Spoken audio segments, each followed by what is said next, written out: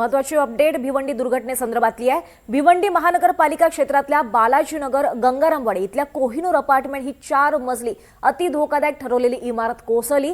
या इमारतीचं काम सुरू होतं आणि या दुर्घटनेत आता 8 जणांचा मृत्यू झाल्याचं कळत आहे। दरम्यान या घटनेची माहिती मिळताच पालिका आपत्कालीन कक्ष, अग्निशामक दलाचे जवान घटनास्थळी दाखल झालेत। इमारतीपर्यंत पोहोचायला अरुंद रस्ता आहे, त्यामुळे बचाव सुरू करण्यात अडथळे येत होते। अधिक माहिती घेऊयात आमचे प्रतिनिधी भूपेंद्र आंबवणे यांच्याकडून। भूपेंद्र, आपण पाहतोय मृतांचा आकडा वाढतोय। दीपाली, गंगारामपाड्यामध्ये जी बिल्डिंग आहे तर ती बिल्डिंग 4 मजली बिल्डिंग आहे आणि ती काल रात्री एक 10:30-11च्या दरम्यान पडलेली। आता 12 तास उलटून गेलेले आहेत, जवळपास 12 तास झालेले आहेत आणि या 12 तासामध्ये फायर ब्रिगेड, आपत्कालीन तसंच NDRF, TDRF चे जवान युद्ध पातळीवर मलबा हटवण्याचं काम करतात। आतापर्यंत इथे 8 बॉडीज, 8 शव हे सापडून आलेले आणि ते शव सगळे इंदिरा गांधी मेमोरियल हॉस्पिटलमध्ये शवविच्छेदनासाठी पाठवलेले आहेत।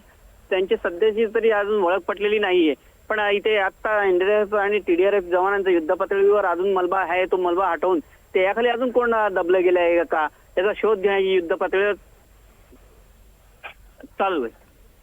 निश्चितच भूपेंद्र, आणखी अपडेट्स घेत राहणार आहोत। तुर्तास धन्यवाद या सगळ्या सविस्तर माहितीसाठी। तर या भिवंडी दुर्घटनेत 8 जणांचा मृत्यू झाल्याचं कळत आहे।